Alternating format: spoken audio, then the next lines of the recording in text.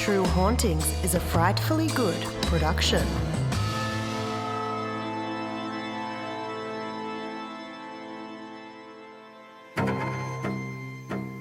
Nestled in the quaint small town of Junee, New South Wales, there lies a grand, sprawling property with a past that's so dark it's become a ghost hunter's playground and the breeding ground of stories from the unexplainable to the just plain bone-chilling. Monte Cristo Homestead was where the Crawley family once lived. Is Monte Cristo Australia's most haunted homestead? 11 people have reportedly died there, and it seems their spirits have never left. Welcome to True Hauntings. I'm Renata. And I'm Anne, and today we're going to be looking at the legends that surround Monte Cristo, Junee. Anne and Renata have been investigating paranormal occurrences for the past 20 years. They have been at the center of various unexplained phenomena and have witnessed countless ghostly experiences. The duo now turn to high-profile cases that have attracted the eyes of the world. Between the dimensions we see and the dimensions we don't, supernatural forces are at play. Evil lurks within the shadows of our homes and in the darkest corners of our minds. It follows us like a shadow, forever. This is where nightmares become reality. This is True Hauntings. Well, Anne, it has been an awesome few days. It has, hasn't it? In oh so many different ways. Yes, it's like all the things that we have been doing for the last few years are now starting to come back to us. Our pumpkin crop is about to be picked. In many ways, an exciting way. So this morning, we did a radio chat with a local radio station. Tracy Mack at Newcastle Live. Yeah, that had us on. So that was awesome. Now that's number one of the interviews that we have this week. How many interviews do we have this week? We've got 3. Oh, we've got an American one tomorrow and like an international one on Friday. Yeah. So that's with Uncensored Radio, and we love those guys. They're fantastic. Yeah, they are just so much fun. Not only that, we've actually won an award. Well, we're part of a team that has won an international award. Yes, Go Team Biassi. Woohoo. Now, this has been something that has been worked on behind the scenes for a number of years. So this isn't something that sort of was a weekend affair. This has been going on for a long time. And it was all filmed at Q Station Manly, and it is a amazing story that is interwoven into paranormal phenomena and investigating and personal connections. And follows Bianca's personal journey and discovery of the spirit world and her connection to Q Station. And it's called The Space Between. And the award that it won was Best Paranormal Series at the Ufology and Paranormal Phenomena International Film Festival. Congratulations, Bianca. Wow, so they actually trumped quite a few big American ones that she was saying that, you know, she had seen some of these and she said they were amazing. So she was just happy to be nominated and they've taken out the whole thing. And we have seen it. It's awesome. It is amazing. For those people who are enjoying the Surviving Death on Netflix, you will love The Space Between. And this is their second laurel that they have actually received. So this is their second award. So I'm just wondering whether they've entered into any more, whether I think they have. Any more are coming. Well, just, so that would be awesome. Just our paranormal queens, our crowns, our tiaras. Crown, yep. And next week we will be reporting from Tasmania. Yes, we're going vlogging. Well, let's hope the borders remain open. We are visualising that everything will remain open. We're lining up some haunted locations and we're going to be staying in a very creepy but awesome looking hotel. So, stay tuned for the vlogs on YouTube with that. And now to the story of Monte Cristo Homestead.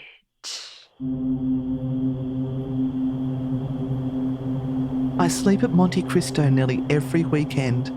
And in the 3 years I have been there, I have experienced a lot of things that I simply cannot explain. My hair has been pulled. My phone has taken 127 pictures of the floor without me even touching it. My leg has been tapped while sleeping. I have heard loud footsteps pacing back and forth in the front of my room. I have slept at the homestead on my own, and I've even heard loud and clear voices talking directly to me, though no one else is hearing it. These are just some of the experiences I have had at Monte Cristo Homestead. One experience that stands out to me is when I decided to sleep at Monte Cristo with my sister. No one else but the two of us were there. As it was a weekday, the homestead was closed to the public. The night was pretty uneventful. We both had slept in a little when at 9 a.m. the next morning a rattling of the door woke me up. I got up and saw the door handle rattle as if someone was trying to get into our locked room. I walked towards the door, opened it, and found there was no one on the other side of the door. I went back to bed. In a few seconds, the same thing happened again. I woke up my sister and told her that someone was trying to get into our room. This time, both of us watched the door handle rattling and someone or something desperately trying to open the door. My sister yelled out, "Who is it?" But there was no reply. I walked towards the door. My sister told me not to open it, but I told her that I needed to check out what was happening. I reached for the door for the second time and tried to open it. I felt a pressure holding the door from the other side, and after a couple of seconds, I opened the door only to find no one there. I jumped back into the room and we called our parents to ask whether anyone was at our property, but it was confirmed the two of us were there on our own. It took us a while to get over the whole experience, as it was surreal to us how physically strong the spirits and ghosts can actually get.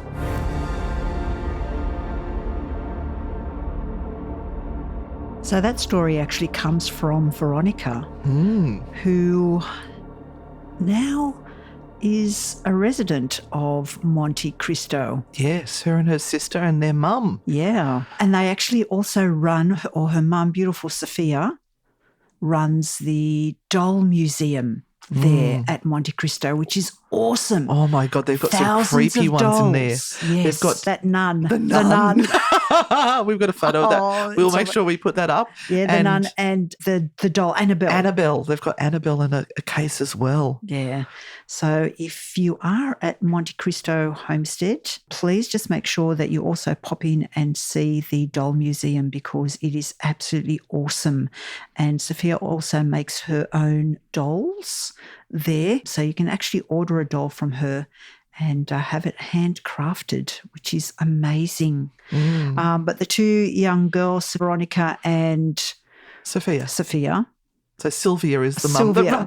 Oh, God. She needs more coffee, people. Don't worry. Sorry, Sylvia. Sylvia, beautiful Sylvia. Runs the doll museum. He runs the doll museum. Yeah. Sorry. I'll get back to the story. Yeah. Let's get back to our notes where we survive much better. Oh, my goodness. Isn't Junee a long way away from Newcastle? It is.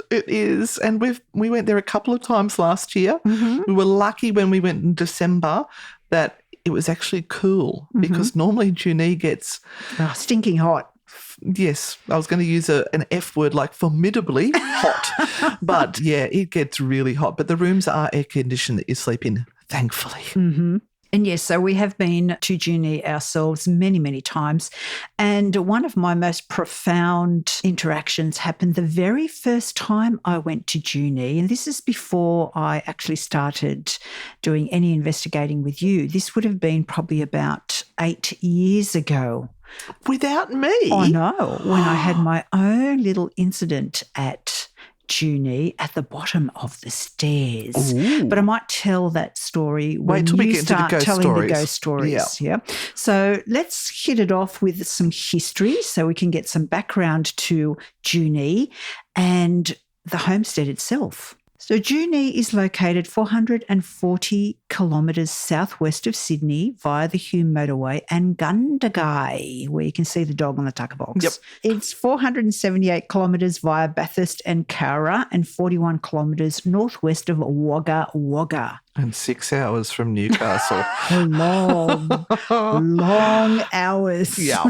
We normally break up the trip, though, and we stay at, where is it we stay at? Barrel or something like, not Barrel. We stayed at Robertson last time and it was amazing. There's a little vlog on YouTube for that one. Oh, yes, with the big potato. Yes, and they didn't put the big potato in the blog. Josh Jr. Oh, we'll have to find that on the cutting room watch floor out, and Josh. post We're it. coming for you. So it's widely accepted that Junee is a Wiradjuri Aboriginal word meaning speak to me.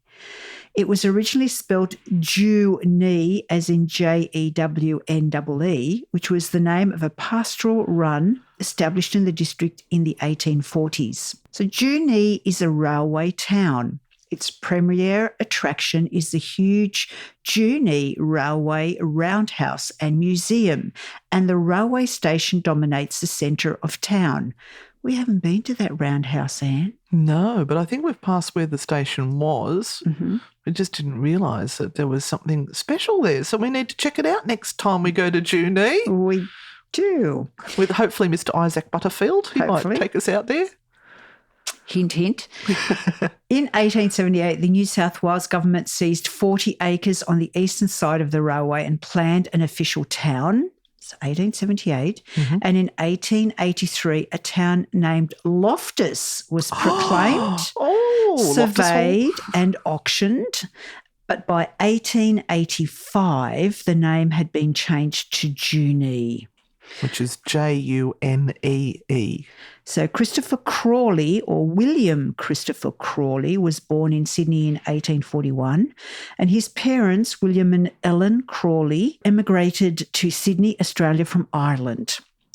So William Crawley married Elizabeth Carr on the 22nd of September 1862, and the couple moved to Junee. But it wasn't until January 1876 that they bought the land under the provisions of the Robertson Act in 1861. I kind of stopped and took a breath there because I'm thinking to myself, how do you tell your newlywed wife that you're going out to the back of beyond and that's where you're going to live?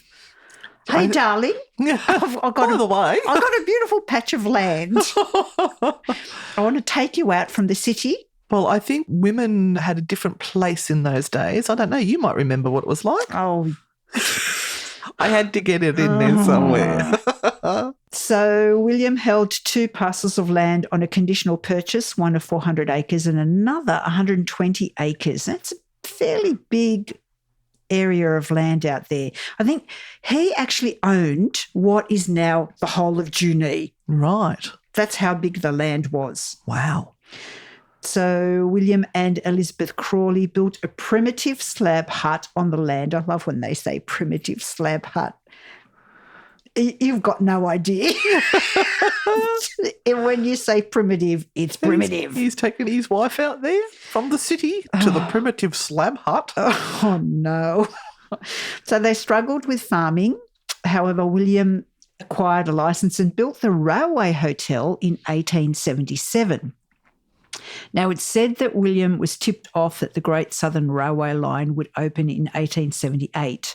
Before the colonial government routed the railway through the village of Junee, the only buildings in the village were Christopher Crawley's or William Crawley's hotel, the adjoining railway store run by another local fellow named George Dobbins, and a few slab houses and bark huts. But that changed when the railway arrived and Junee began benefiting from the many travellers and the agricultural trade.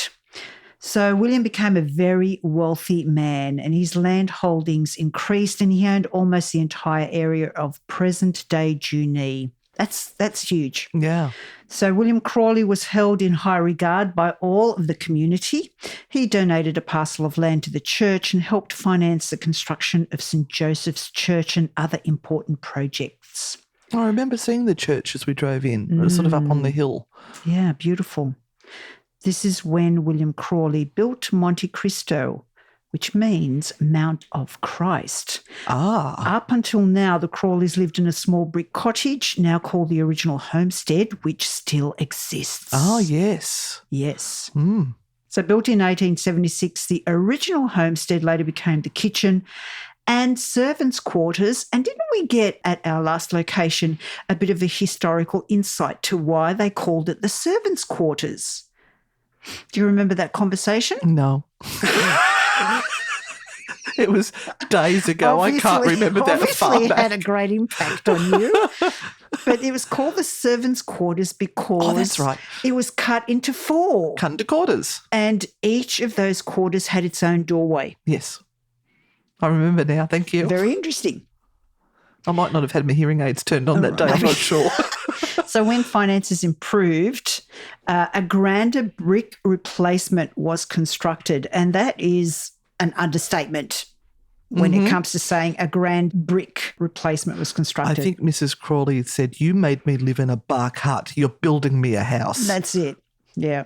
The slab hut made way for stables to house the Crawleys' prized racehorses, which coincided with the construction of the dairy, and preceded a wood ballroom which stood directly behind the old homestead and was connected to a carbide gas supply illuminating the main house in 1902. So Christopher Crawley died at Monte Cristo on the 14th of December 1910 at the age of 69 from heart failure, secondary to blood poisoning caused by a carbuncle on his neck becoming infected from rubbing up against a starched collar. Because there's no way they would actually take off those collars to allow themselves to heal. There's no way. Having to be dressed correctly and have the right appearance at all times was far more important. And I remember some other locations we've been to where people have died from some sort of boil or something that's become infected, and it's from those starch collars. I can't remember where it was, but I do remember it's happened before. Yeah. Now, a little note on Elizabeth Crawley, because she's quite a character when it comes to this whole story of Monte Cristo. I think she takes on a much bigger aura of existence at the homestead at the moment. So Elizabeth Crawley was born Elizabeth Carr on the 10th of July 1842 in Kelso, New South Wales. A short time after Elizabeth met Christopher Crawley, they were married on the 22nd of September 1862 at Tamut, New South Wales. Bless you. One of those, Tamut. I'm sure there is someone out there who lives close by. Is it a typo? Was it meant to be Tumut? No, it says Tamut. Tamut. Anyway. We've learned something new. I'll look it up while you're talking. I'm going to look that up. So Christopher and Elizabeth Crawley were very religious and devout Roman Catholics, and they donated land to the church and helped finance the construction of St. Joseph's Church itself. Elizabeth Crawley usually wore a black lace dress and a stand-up beaded collar and lace cap. Elizabeth named Monte Cristo, and staff would later tell stories of the harsh mistreatment they received at her hands. Monte Cristo was known to be the social centre of the area. The Crawleys held balls at the homestead. The local landowners from the area played tennis on the grounds, and the first golf course for Junee and the surrounding area was also at Monte Cristo. The Crawleys had 7 children, 4 girls and 3 boys that survived. And 10-month-old daughter Ethel was killed when a nanny carrying her dropped her down the stairs. William Christopher Crawley died at Monte Cristo on the 14th of December 1910, And as we've said before, he was 69 years old, and the cause of death was marked as poisoning of the blood. Now, it said Elizabeth Crawley only left her house twice in the 23 years after her husband died. She turned an upstairs storage room into a chapel where she read the Bible for hours at a time. Elizabeth Crawley died at Monte Cristo on the 12th of August 1933.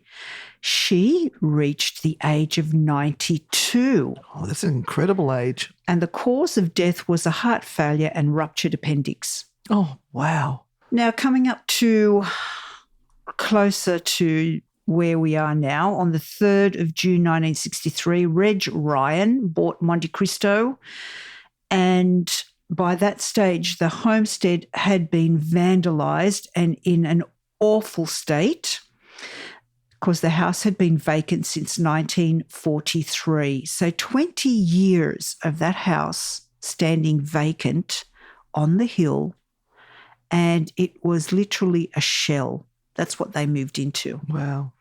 The Ryans restored Monte Cristo to its former glory after a history of issues with remaining members of the Crawley family. And I remember Reg telling me all of those stories because the first time I went there, it was while Reg was still alive. Yes, me too. Yeah, what a storyteller, huh? Oh, he was amazing. I tell you, Lawrence has got the gift. Oh, yeah. He can talk underwater, just like Reg. So the existence of Monte Cristo Homestead today is a testament to the dedication and industry of the Ryan family.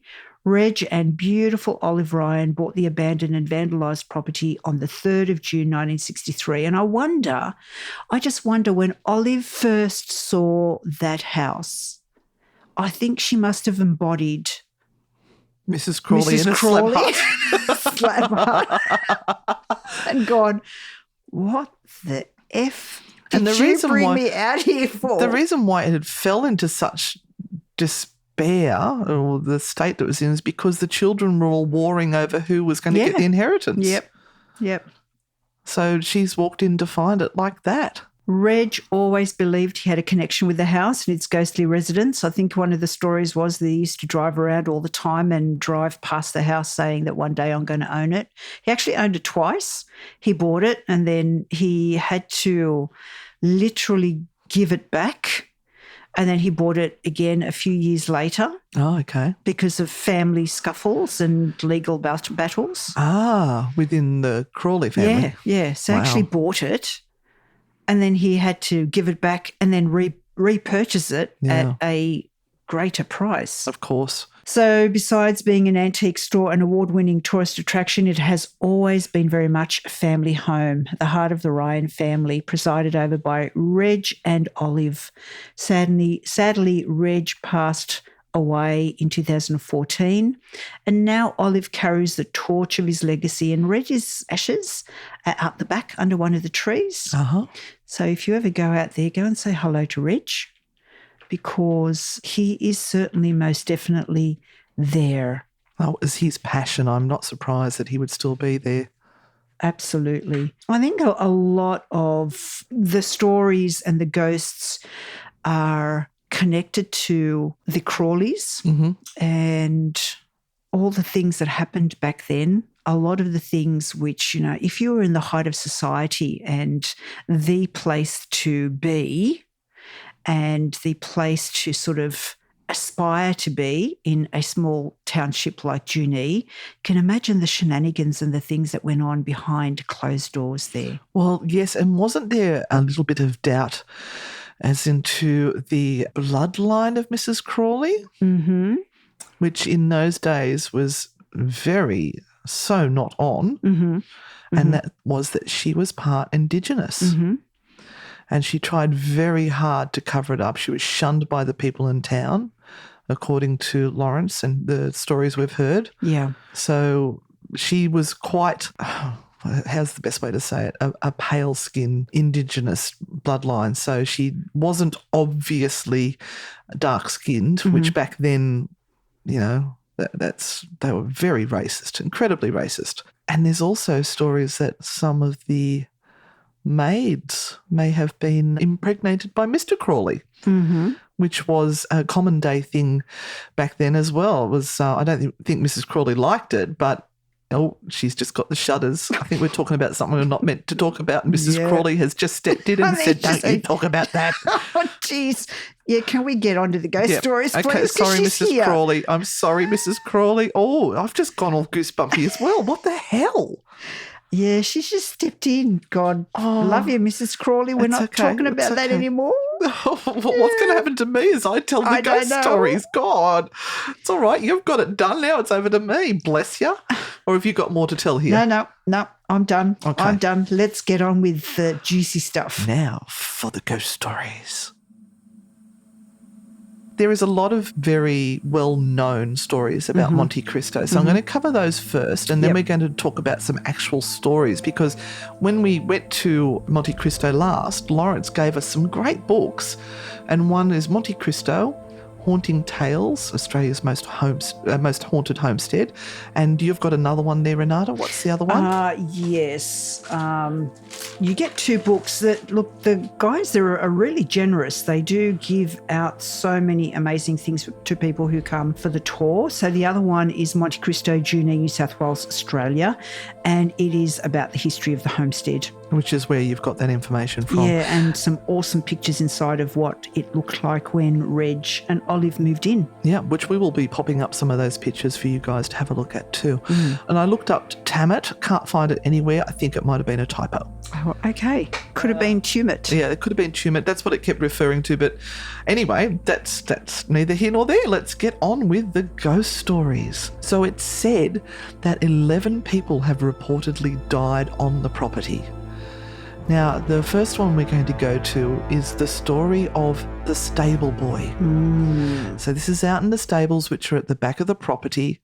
Reg used to collect carriages, and there are some amazing carriages that he has restored out there. Some of them have now been sold, but he really had a passion and had no actual trade in that, but taught himself. So it was the story of the stable boy who apparently, he was only a young fella. Was he about somewhere aged between 9 and 12, I think? And his job was to help out, obviously, in the stables, mucking stools, polishing tack and all that sort of stuff. And one day he just wasn't well. And he said to his boss, because he slept out in the stable, he said, I can't get up today, sir. And the boss had gone, well, bad luck. You've got to get up. You've got work to do. You've got to earn your keep here. Apparently the boss went back a couple of times saying, come on, get out of bed. And the little boy kept going, I can't, I'm just too sick. So the boss set fire to his mattress to force him to get out of bed. Wow. So, of course, the poor fella dragged himself out of bed, but he'd already sustained severe burns to his body by the time he got himself out. And he didn't die straight away. He died a week or so afterwards from complications and infections from the burns. So it is said that his spirit still haunts there. There is also the story of the pregnant maid who, in inverted commas, threw herself from the balcony. And when you go to Monte Cristo, if you look at the steps, there is these beautiful broad red steps, but at one spot in there, it has been bleached white, where they poured bleach on it to try and get the blood stains out. Now, Lawrence talks about, we might get in trouble here if Mrs. Crawley is hanging round. So I can feel it coming to slap me across the head in a minute. Well, we're going to report what Lawrence says, Mrs. Crawley. So this is not us. We're just reporting what Lawrence says. So go and annoy him. It's thought the maid was pregnant, and they thought she was taking her own life because it was an illegitimate child. And you can all guess who we think the father was, but I'm not going to say that out loud because we don't want to get an angry spirit in the room here with us. But if you have a look at where she landed, this maid, it doesn't make sense for somebody who has leapt to their death. It looks like more like somebody who has hung on for grim death and then fallen. So it's thought that somebody pushed her. So no wonder she's still hanging around there. Yes. There's also the very interesting story of a boy called Harold Steele. That is such a sad story. So for a while they had a caretaker looking after the property, and she lived out the back in a little brick house, and she had a son who had intellectual difficulties. Do you remember the story of how he got that? It was a freak accident or something, wasn't it? He wasn't always like that. No, now that you've said that. I remember Lawrence telling us the story, Yeah. but we'll have to try and find out what that is. Oh, here we are. I do have the notes after all. Excellent. He developed a mental illness after a carriage accident in Junee, and as a result, he had uncontrollable aggressive behaviour and was chained to the back of the cottage for more than 30 years. Now, this little brick cottage has a hole which has been worn over time where the chain was attached. They still have a chain there to demonstrate. And apparently he used to love the sounds of animals, so he would communicate through the sounds of animals. And people can still hear his chains rattling to this day, and farmyard sounds, or what sounds like dogs howling. This is Harold. Now, you remember that the biggest tragedy, if that is not a tragedy enough, that they really lived a very lonely life out at Monte Cristo for many years, because this is well and truly after William had passed over. And apparently his mother passed away. Yeah, giving birth. And Harold was left alone in that cottage. But I thought they had somebody who was became his mother and his caretaker. Well, whoever was left with him died. Right. And because they were alone up there, no one realised that she had died and that Harold was left on his own. Oh, that's right. Yes, the caretaker lady. Yes. Yeah, and they eventually came, I think because they were hearing noises or things, they eventually came and found Harold wrapped around his mother, who had been dead for many, many days. Wow. And they took him away to an insane asylum. Yes. I wonder what insane asylum they took him to. Be interesting. But apparently his hair was all dreadlocked and he'd howl at the night, and the locals in Junee thought it was a monster chained up in the house, and kids would go and search for it, and Harold would growl and hiss at them like an animal. Oh, dear. Poor fella. What an awful, awful life. That would certainly leave an impression. So one of the things that you can do is you can actually stay at Monte Cristo. And we have slept there many times. And as they say, their bathrooms are the most photographed bathrooms in Australia, because they have the most amazing floral designs on the pooper, or as the shitter, as we like to call it in Australia. And it's almost like a sin to sit on them. And the beautiful basins and things like that. So you can stay there. You can't access the house during the night, but there is a hallway that links up to the house. And we have certainly sat there on many occasions with the spirit boxes and things going, asking the Crawleys to come through and visit us from the other side. Now, we had a very interesting experience ourselves the second last time we were there, where we're doing a spirit box session. Remember? Oh, yes. And all this information was coming through with regard to an ambulance. Yes. The week before, they'd had people come to stay, and it seemed that one of the ladies there had had a turn or something, but they were saying that she was speaking in a voice that was not her own, and they thought it was more of a possession. So they were trying to deal with her as best they could. It was after the tour, during dessert, apple pie. No one leaves during apple pie.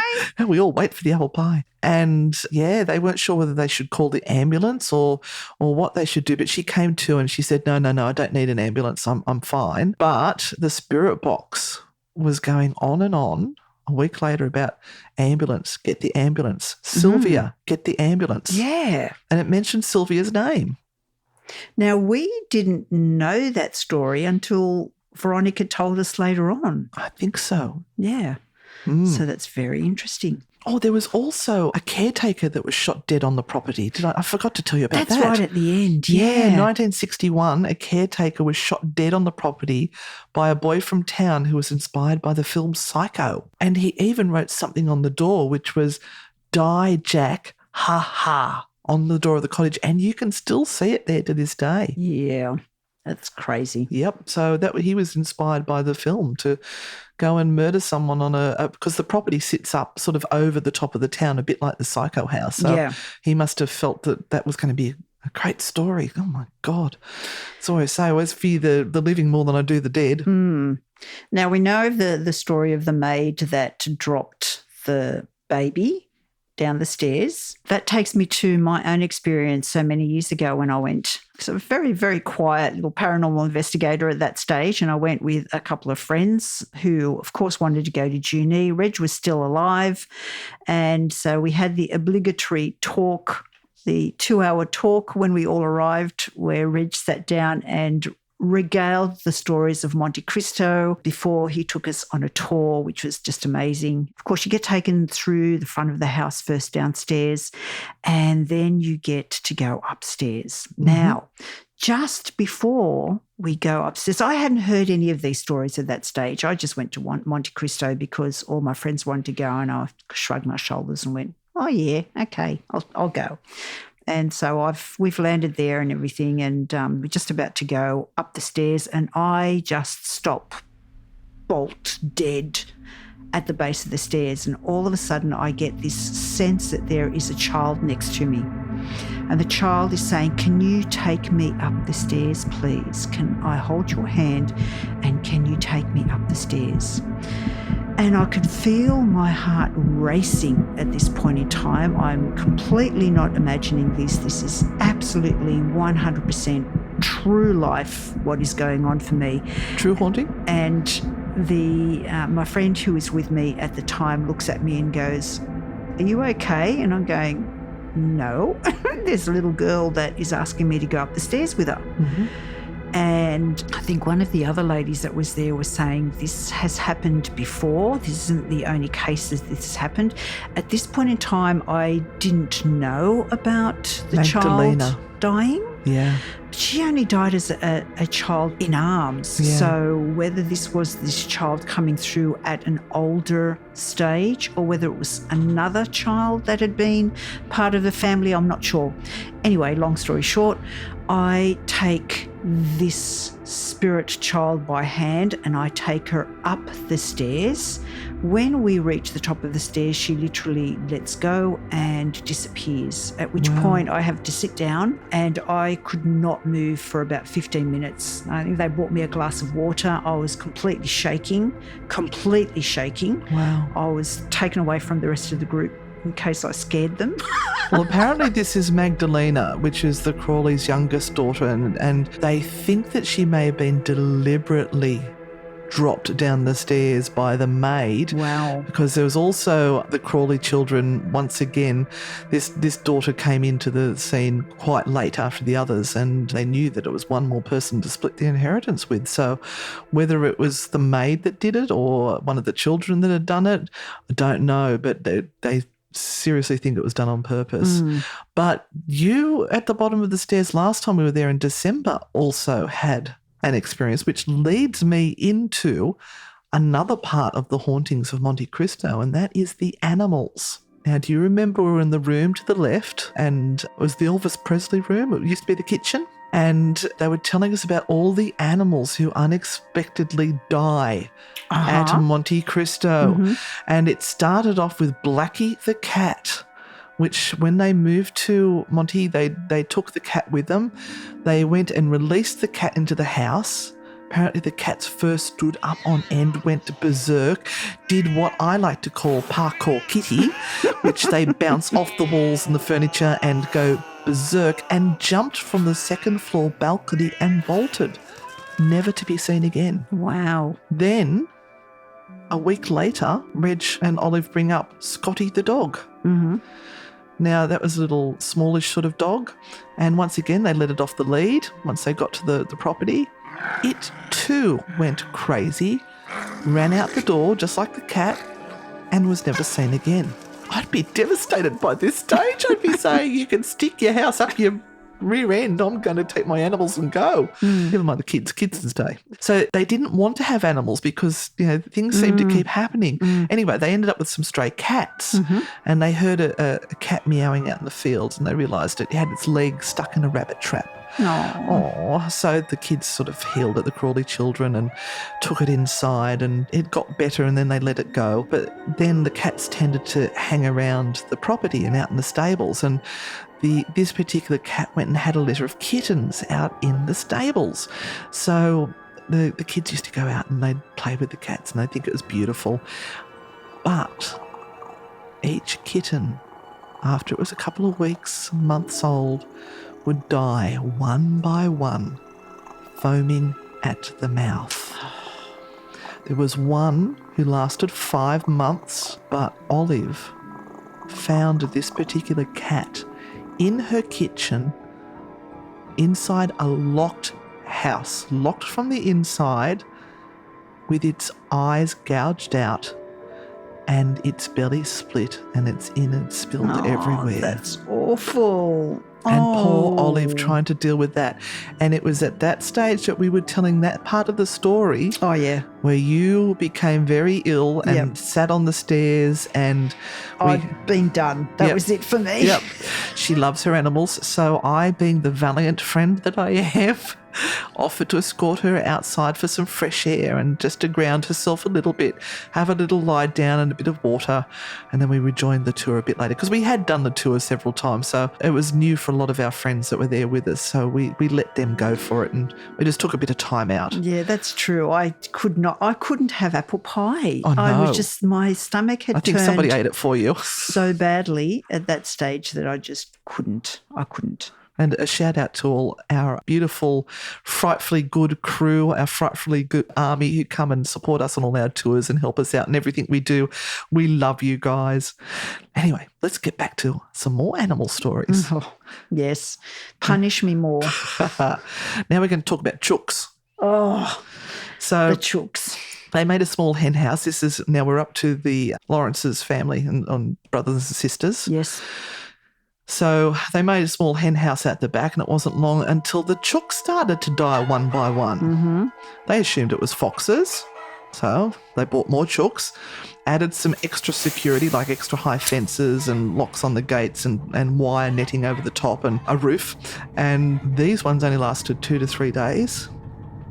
And they came in to find the pen was still locked with a padlock, and all the chickens inside had their necks wrung. Mm. That's just Bizarre. I don't like those sorts of ghosts. No, I don't either. So now we're talking about Lawrence's dog Bandit. Oh, no. Must we? Yeah, but it's okay. He's still alive, I think. Well, I don't know. The story is about him. He didn't die in this story. Lawrence never took him into the house, but one day, because you know how they've got those external stairs near what Mrs. Crawley used to use as the chapel? Yes. He somehow or other got himself up onto the top floor and went crazy, and they had to get hold of the dog and get him out of there before he did damage to all the furniture and the antiques that are filled up in this house. So animals seem to have a bad reaction. There was also the eldest daughter or the sibling to Lawrence. She was gifted 2 finches, and she kept them in a little cage in her room, and she loved them. She was on the 2nd floor. She used to feed them and water them, and she came home at lunch one day just to check on them, and she went downstairs to get them some fresh water, and when she came back, they were both dead on the floor of the cage with no explanation.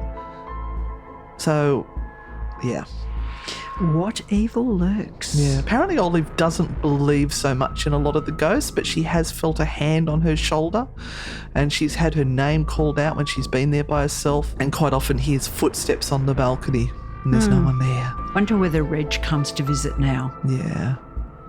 I'm sure he'd be looking over. But there was a great story about Reg hanging a picture. He had this picture that he hung on the wall, and it's a big, heavy picture and a glass over the top of it. And he came in the next day and found it on the floor. Nothing had broken. The wires hadn't broken or anything like that. And the glass hadn't broken.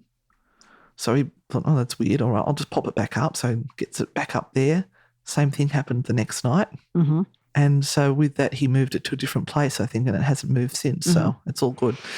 Maybe Mrs. Crawley didn't like it where he was putting it, and so she would take it down until he realised that it wasn't, because she had a special room up the top there that she would sit in that parlour room that Lawrence talks about, which was her favourite room. She could look out the window towards the township, and it was certainly her favourite spot after her husband had passed over. So much of these stories have come from the books, a bit of research on the internet as well. But I wanted to read you a couple of stories from the Monte Cristo book because there's so many. They go on and on. So, yeah, it seems that every time someone goes to visit, they have a story to tell. Yeah, and I have to say I'm impressed with the way Lawrence presented the tour. He obviously has researched how to be a paranormal investigator and wants to debunk things and to point out the obvious to people. So he's not trying to sensationalize the ghost stories. He's using a lot of common sense and science in there as well. Mm. So let me tell you about Father Mac, the Catholic priest who had conducted the marriage ceremony. This is Reg talking here. And he was looking through the house one day. Upon entering the drawing room, he hurriedly blessed himself and backed out. This incident has stayed vivid in my mind for some time. I guess because the furniture is all black wood and Father was dressed in clerical black, I didn't ask, of course, but often wonder what caused his premature departure.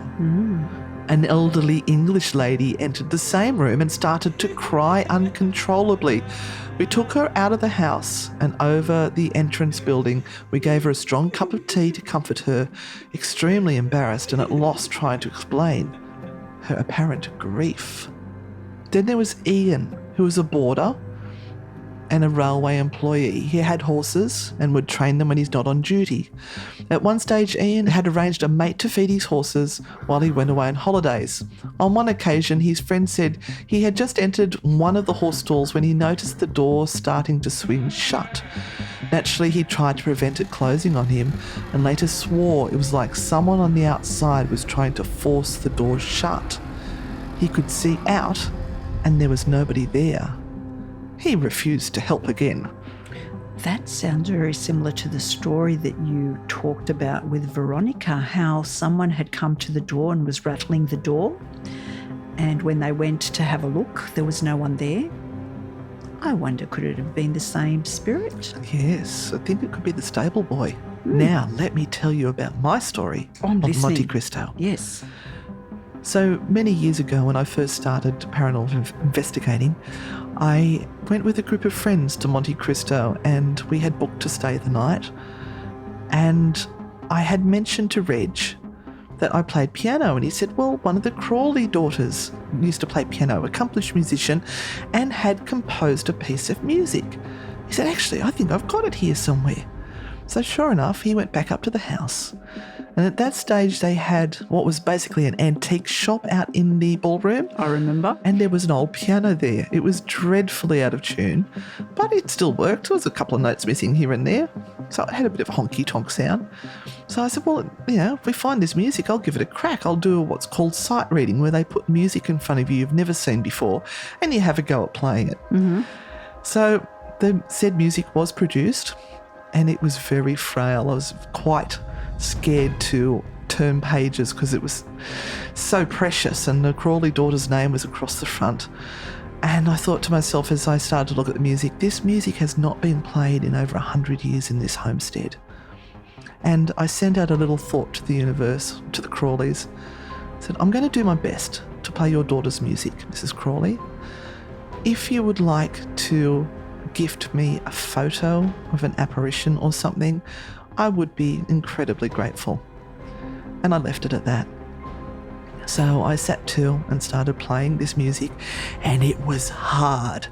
Now, there is a recording on YouTube, and I'm sure our beautiful sound people will find some of that and pop it in here. And I played through, and it was a great piece of music, a lot of fun. You could just imagine people sitting back and laughing and enjoying the music. Little did I know that earlier that evening I'd set up a tripod in the main dining room, and I was just taking photos with a new camera. I wasn't using a flash, and a little longer exposure than usual, taking multiple photos. When I got home, I discovered I had a very unusual photo in there. It only appears in one shot, and it seems to be from the neck down of a gentleman standing. And I've actually seen a photo of Mr. Crawley with this exact vest on, and it looks like you can see the indentations where the buttons were. Next to where his elbow would be, it looks like the side profile of a lady who's seated next to him. And it looks very much like Mrs. Crawley. Wow. But what got me the most was the fingers in the gloves. You can see a hand with what looks like fingers within gloves. Wow. And we'll pop that photo up onto our page for people to have a look at. If you can give us a logical explanation, I would really love it. You will see some wiggles in some of the, because they've got crystals everywhere in candlelight. And that's because it was on a longer exposure and it's the crystals creating that artefact. So we know that's not paranormal. But yeah, it sort of opened up the whole thing of, is time even linear? Like I'd asked for that photo after I'd taken the photo, and I got exactly what I had asked for. So that was my experience at Monte Cristo. I didn't have much else happen. I love it. I think it's amazing. There's so many antiques and stuff that are in there. They must all hold a bit of energy. And really, it's not an expensive place to go visit. One of the places I looked at, I think it was $12 to go in just to have a look around during the day. And you can do the dinner tours, which you get a lovely home-cooked, sort of hearty home-style meal. Yes. The ladies do a fantastic job of the meal. 3 courses. Yep. And then you get to go and stay the night in the haunted rooms. And it's a fantastic experience, and it was really reasonably priced. I don't know how they're sort of keeping the maintenance up to that house, because there would be a fair bit that goes into maintaining a large property like that. So good on you guys for doing that. And of course, COVID hasn't helped over the last few months, and no one has been able to go and stay at this place. So they will be playing catch up financially for a very long time. So go out there, support them. There's a great licorice factory at Monte Cristo, Yes. not Monte Cristo, but at Junee. So head out there and get some licorice and go visit Monte Cristo, support the family who are still trying to keep the homestead open for all of us to go and visit. But we've run out of time. I've still got so many ghost stories to tell, but I think they should go, people should go and experience it for themselves. It is known as Australia's most haunted homestead. And they've chosen the words carefully. Yeah. Homestead. Yeah. So it's a particular type of building on a property. They're not saying it's the most haunted place in the whole of Australia, although it's right up there. Now, would you call this a true haunting? I would think that, well, even the experience we've had here right now. Yes, I know. And she's still here because I've still got the hackles going up. Has got something happening. So Yep. there is something happening. Yeah. There is something happening. Anyway, thank you so much for joining us on this episode of True Hauntings. I hope you have enjoyed it. If you could hit subscribe, like, all those things to help us to continue to bring you great content and help us get out and explore more haunted locations for you guys. You can find us on Anne and Renata, Frightfully Good on Facebook. Also Anne and Renata on Instagram and YouTube, definitely the YouTube where you can watch some of the vlogs to the places that we have visited. So thank you for joining us. And next week, where are we going, Renata? I think we're going back into the forest. Into the forest. Stay tuned for the next episode of True Hauntings. See you on the dark side. Thank you for listening to this episode of True Hauntings. If you like the show, give us a 5-star rating and leave a review. Subscribe on Apple Podcasts, Spotify, or wherever you're listening right now. For more on Anne and Renata, follow @Anne and Renata on Facebook, Instagram, TikTok, and YouTube.